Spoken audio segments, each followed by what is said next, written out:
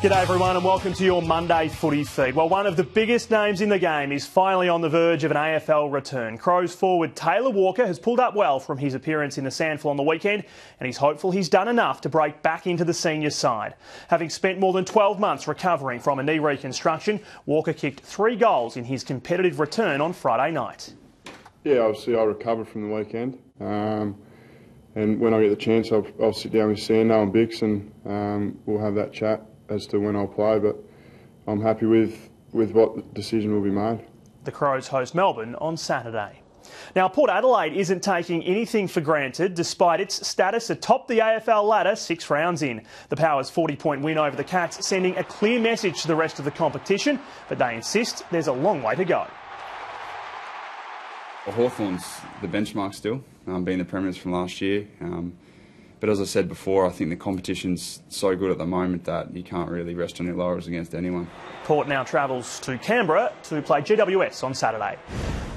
No structural damage to Lance Franklin's knee, but he will still have to prove his fitness for Saturday night's clash with Brisbane. He landed on it a couple of weeks ago over in Adelaide, and then he landed on it a couple of times during the course of the game, so it's just a bit swollen this morning. That's why he had the scan. Structurally it's fine, it's just a bit tender today. The Tigers could regain Brett DELEDIO for Sunday's clash with the Cats, and don't they desperately need him? The vice-captain was a frustrated onlooker during the loss to Hawthorn. It is tough. You see it's so much easier from the stands. You see every option that the boys should be taking, but I understand. I've been out there myself, so I understand how hard it is, but you just want to be able to help, I suppose, and yeah, hopefully I can do that this week. We were absolutely entitled to assume that we can make finals this year, and there's no white flags here. I mean, this season is alive, and so are we.